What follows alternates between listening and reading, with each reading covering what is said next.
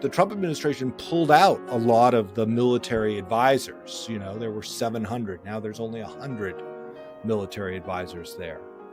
And the Biden administration is trying to say, is putting more military forces back in going to help? Is it going to stiffen the spine of the African Union to stay longer? Is it going to solidify the gains that have been made in Mogadishu? Or is this a situation like Afghanistan where, no matter what we do, we're not going to stop the rise of Shabab over time? I'm David Priess, and this is the Lawfare Podcast, October 27th, 2021. In November of 2020, a raid against terrorists in Somalia led to the death of an American working for the CIA's Special Activities Center. This, after the Trump administration had eased combat rules and airstrikes in Somalia surged. Now, the Biden administration seems to be reviewing its policy towards Somalia and the Al-Shabaab terrorists there. I talked about it with Julian Barnes, a national security reporter for the New York Times focusing on the intelligence agencies and co-author of a recent article in the Times that uses the story of the hunt for an elusive Al-Shabaab bomb maker to shine a light on the group's continuing strength and the challenges for U.S. policy.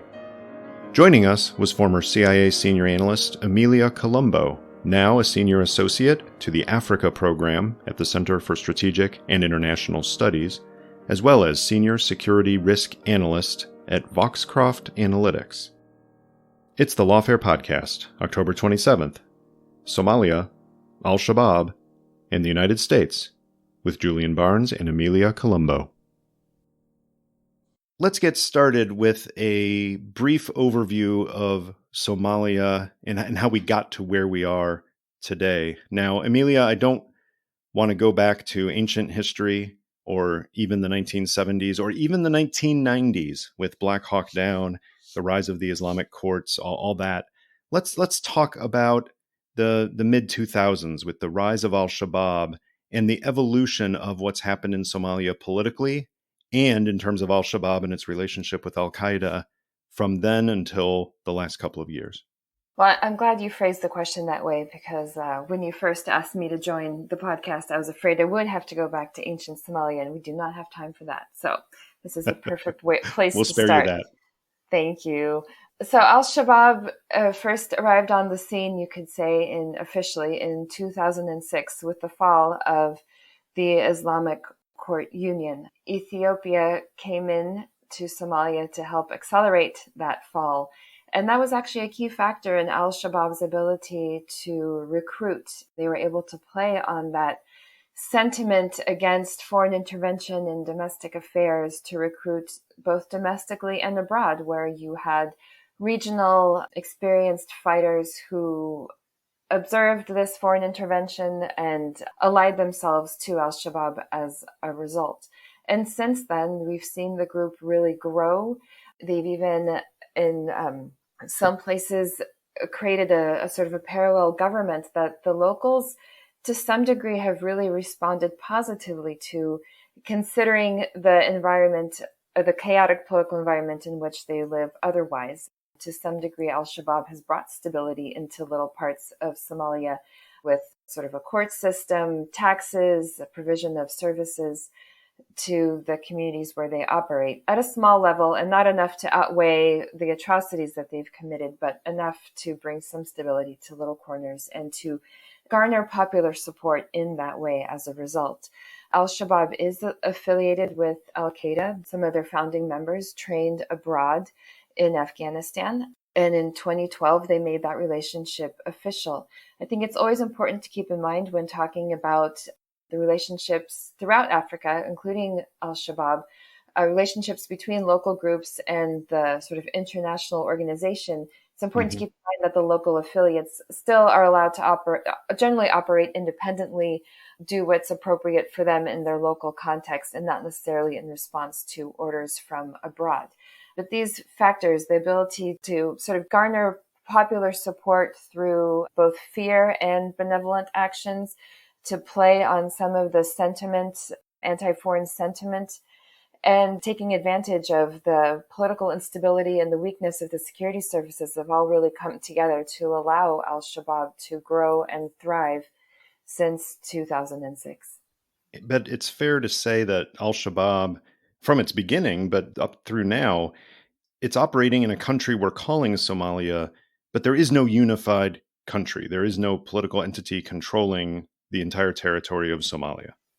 No, I think that's a very fair and important point to make, because the government is so divided. I guess this goes a little bit back to the ancient history we were trying to avoid, but the politics of Somalia are so much based on these clan dynamics and sub-clan dynamics, and the competition for power for your clan, a competition for resources, for influence. It's very, very difficult, as we've seen through the decades, to form a strong, coherent national government that can exert control, that can provide governance to these different parts of the country, that can provide security, because these same sort of clan dynamics that are disrupting politics are disrupting the security services. And we saw that as recently as late April, when a political dust-up over the presidential election resulted in full-on units of the military returning to Mogadishu, leaving their deployments to support their clan leaders, their clan community. It's very disruptive to the security services and something that gives Al-Shabaab a huge advantage on the ground. That is an excellent foundation for us, Julian, to jump into some of the details of the article that you and your colleagues at the Times just published. So pick up the story from there with the individual within Al-Shabaab, not at the very beginning, but became affiliated with the organization. And this is Abdullahi Osman Mohammed, also known as Engineer Ismail. Who is he and why is he important in this whole story? He's important for two reasons. He is a bomb maker and a propagandist. And if the United States has learned anything from the last half of the global fight on terrorism, it's that the propagandists and the bomb makers are even more important in some cases than the sort of operational commanders who are easily replaced. Now, Engineer Ismail, he came from a middle-class family, a conservative family. His father worked for a charity that had ties to Al-Qaeda. And then in that invasion that was mentioned, the Ethiopia's invasion of Somalia, that's where Mohammed, stopped working for Al Jazeera. He joined Al-Shabaab. He was made more radical by that event and started as a propagandist, drawing on his experience working in television, working for Al Jazeera, but developed over time bomb making expertise. And it is that expertise, right? Or maybe the combination of those two expertise that gets the attention of the United States government, right? A series of very prominent bombings in Somalia kill many people. He is tied to some of these. He is their most prominent bomb maker and propagandist. He's a key aide to the supreme leader of Al-Shabaab. And in September 2020, the U.S. kind of designates him a global terrorist. And this puts him square in the sights of both the U.S. military and the Central Intelligence Agency. And that timing is interesting because it comes just a couple of years after, maybe 3 years after that huge bombing that I remember right in the heart of Mogadishu. It was a truck bombing, and yet it killed some upwards of 500 people, which was just shocking, even in the context of Somali violence being so rampant in those years. It's one of the most deadly bombings the world has ever seen. I mean, the amount of people killed in that is astonishing even now, even though we, experienced so many years of Iraq and Afghanistan where we'd have these terrible bombings that killed so many people. That bombing was something else again. Yeah. Emilia, let's briefly, before we move this story forward, let's talk about the regional context here. So you've got, Engineer Ismail here, who's moving from propaganda into explosives. There are massive attacks going on, like the one in Mogadishu, but there's also a lot of fighting across Somalia.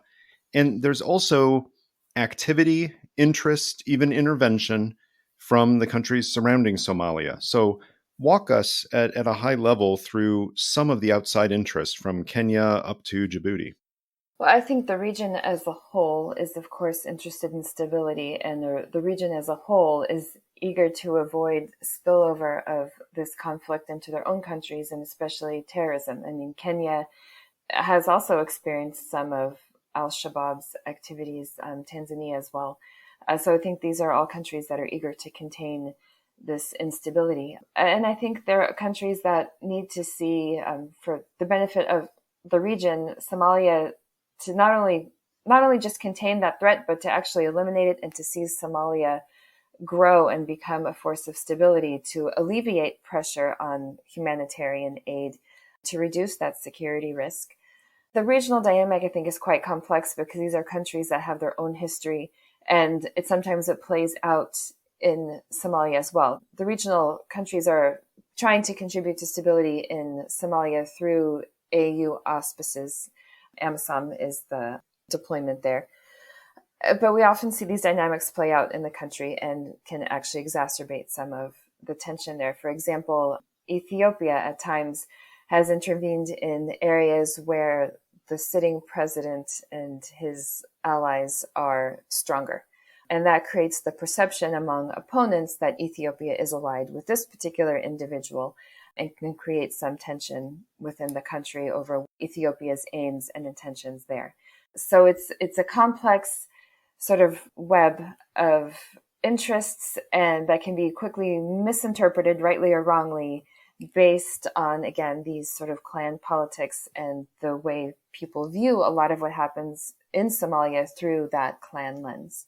Mm-hmm. All that said, though, Al-Shabaab, apart from its pledge of allegiance to Al-Qaeda that you mentioned earlier, Al-Shabaab is a Somali entity. It is not a transnational movement across country borders trying to achieve some, pan-Islamic entity across Africa. It is a Somali thing. Quite right. Oh, yes. Definitely, it's a homegrown insurgency, a homegrown armed group that arose out of sort of Somalia's unstable political context. To the extent that we've seen them active elsewhere, like in Kenya, it's more in response to Kenyan interventions and that sort of regional political dynamic rather than some greater goal that would cross borders. Mm-hmm. All right. So we have this context, and then we have a particular raid that occurred last November. Julian, you and your colleagues have reported on this and given some new detail recently about the fact that the Central Intelligence Agency has been conducting a number of raids and other activities in Somalia, the United States not choosing to put tens of thousands of troops on the ground in Somalia, but operate much the same way as in a place like Yemen, with cooperation with local power brokers and then a whole bunch of special operations type activities. But there's one very important raid that presumably was going after Engineer Ismail in November of last year. Can you walk us through what happened in that event and what the tragedy was related to it for the U.S. side? Sure. And, I should note that accounts differ on who the exact target is. Somali officials and an American official told us that Engineer Ismail was the target of that particular one, but other American officials dispute that, or won't confirm it, I should say. In any case, Engineer Ismail is the larger target, right, of the CIA operations. Whether they thought for sure they were going to get him that day or not is in some dispute. Nevertheless, on the night of November 6th into the early morning hours of November 7th of last year, Gashan, which is the counterterrorism force that the CIA has trained and built up and is run by the Somali Intelligence Agency in partnership with the CIA, goes out in a convoy, goes south of Mogadishu to a seaside town. Perhaps someone spots that convoy in the dead of night and calls ahead to the target area. We don't know for sure. But in any case, the Gashon forces, accompanied by Michael Goodboe, a Navy SEAL Team 6 veteran who joined the CIA in 2009, was there advising, participating in the raid. Gashon goes into the house. A militant escapes. He goes to a vehicle. This vehicle is laden with explosives. The Somali fighters and Goodboe approach the vehicle. The man in the car detonates it. Michael Goodboe is critically injured. He is flown out to Ramstein, Germany, to the hospital there, but he is fatally injured. And 17 days later, on November 24th, he dies. Now, this reflects the kind of thing that has been going on in Somalia for years. Some of it presumably from the same unit that Michael Goodboe was in, but also you write about some contractors that have been used to recruit and train fighters for the Somali government, at least the part of the Somali government we're working with. And some of those employees have died, even though they're presumably focused on training. Isn't that right? Yeah. The Bancroft Group, which has had the big contract in Somalia, has had seven of its employees die in Somalia, which is a huge number. And they're supposed to be training the African Union troops, training the military troops, but it just shows this line between training and participating on the raids can get kind of fuzzy. And so the training missions can be quite dangerous. And what were your sources telling you about the impact of this raid in particular in November 2020 and the overall pattern of these raids? How is that affecting how the Trump administration did some changes to its positioning in Somalia and what the Biden administration inherited? So the Trump administration kind of loosened the restrictions, particularly on drone strikes, airstrikes. But overall, responsibility for oversight of these raids was pushed out of the White House and the National Security Council, and by and large went down to the CIA itself, or in the case of military strikes, to the U.S. Africa Command. And that had the effect of increasing the amount of activities. And very crucially, Somalis contend that the number of civilian casualties increased, that some of these airstrikes, maybe they got their targets, maybe they didn't, but they also ended up injuring women, girls, people who were clearly non-combatants in this. And there's been questions about whether the U.S. has been prompt enough for paying reparations for people inadvertently killed. And, this is an old story. We've all heard it, right? If the mistakes that you make in a counterterrorism war can build resentment, the very people you're trying to help can come to see you as a dangerous enemy. And so that's a risk here. As you increase the pace of your strikes, what is the larger effect on the country? And so that brings us to today, right, where the Biden administration is wrestling with what to do. The Trump administration pulled out a lot of the military advisors. There were 700. Now there's only 100 military advisors there. And the Biden administration is trying to say, is putting more military forces back in going to help? Is it going to stiffen the spine of the African Union to stay longer? Is it going to solidify the gains that have been made in Mogadishu? Or is this a situation like Afghanistan where, no matter what we do, we're not going to stop the rise of Shabab over time? Right.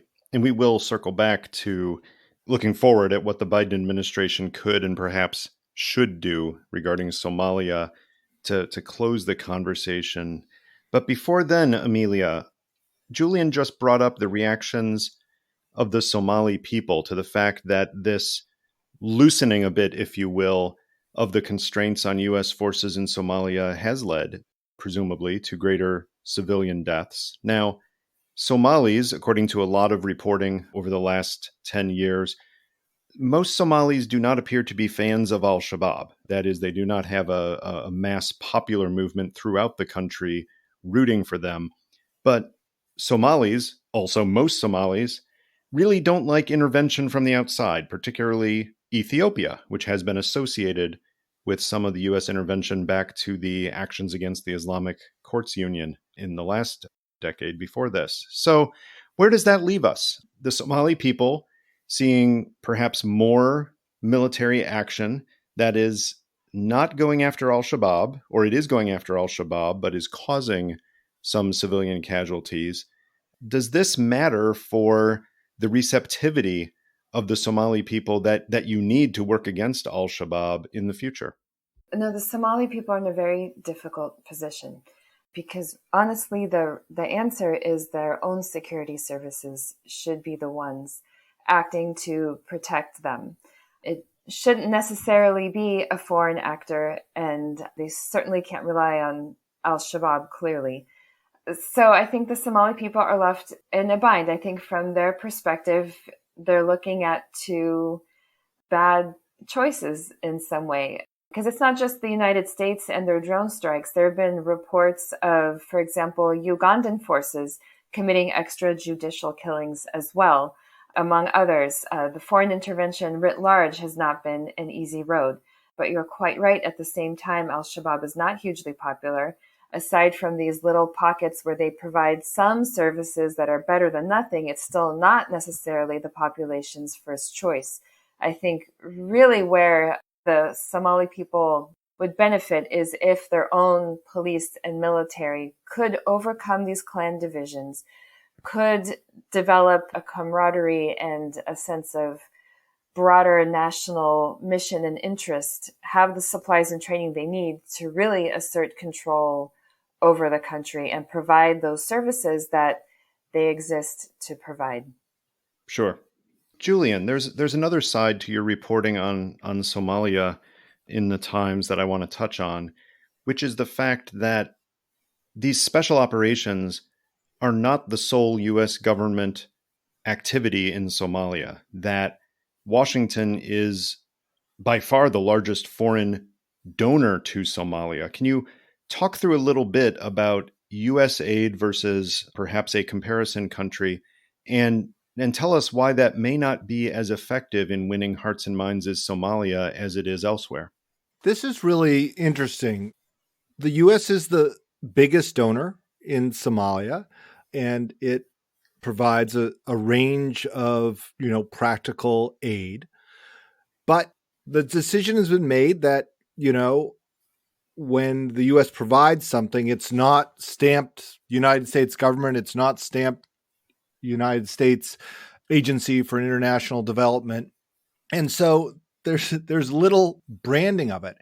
And then if you look in comparison to, say, Turkey, which has a smaller level of aid, but Turkey's has prioritized bigger projects, and they're very good at letting Somalis know that they're helping and that they're there and that they are doing stuff. And so my colleague, Declan Walsh, who was there on the ground in Mogadishu, was talking about how you feel the presence of Turkish aid and that the Turkish government is helping Somalis in a way that you don't feel that for American aid, even though the dollar figure for American aid is much larger.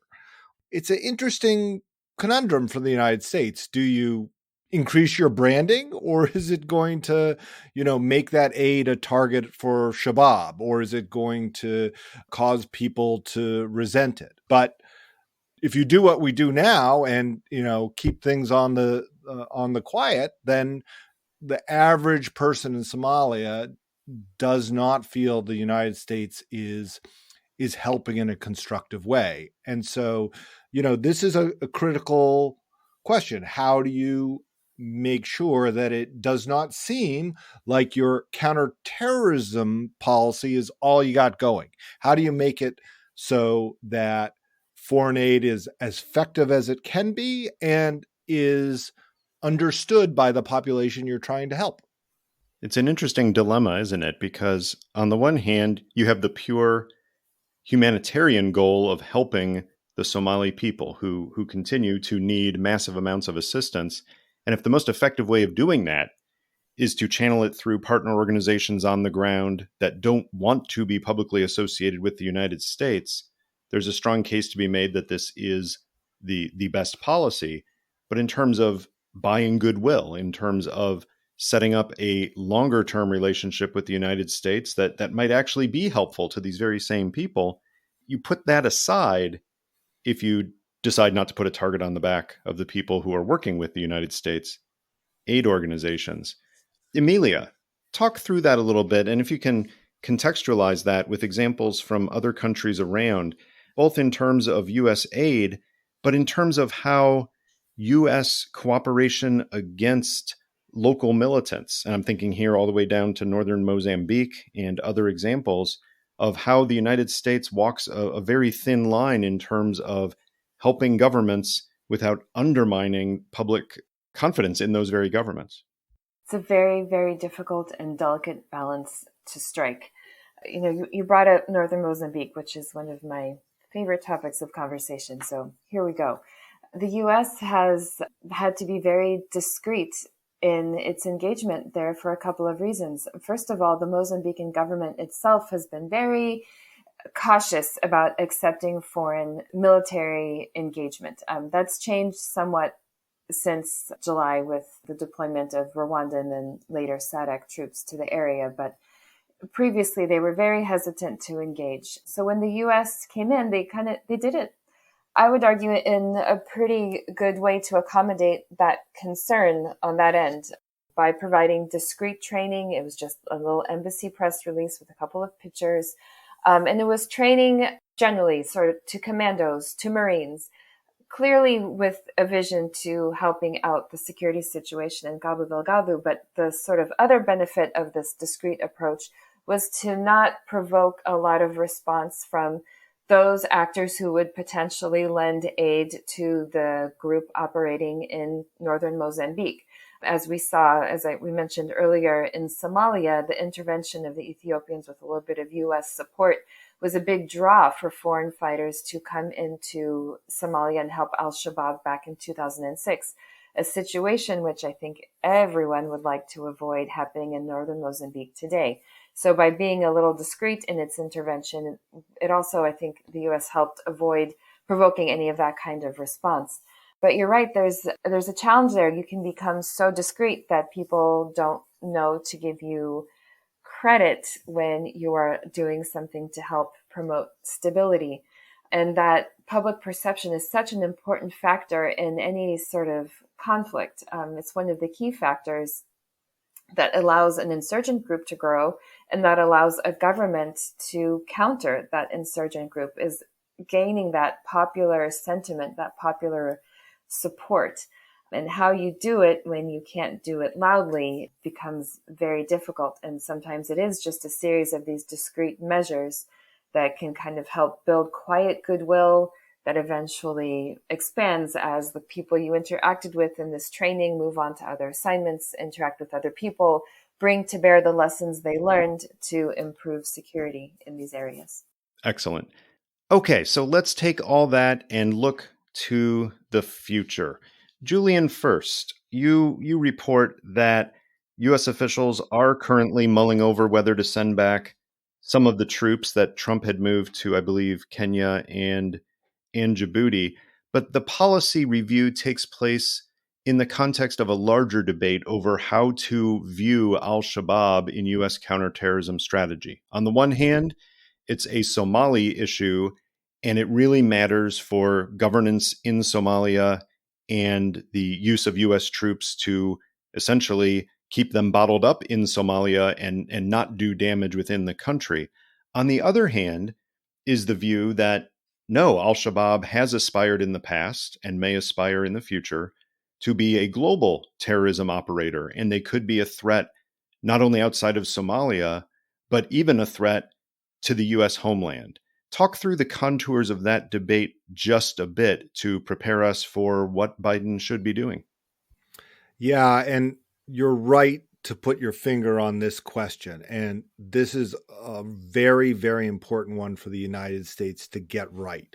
How much is Al-Shabaab a local and regional threat, and how much is it a terror organization akin to Al-Qaeda or Islamic State that will eventually have the ability to strike in Europe or the United States?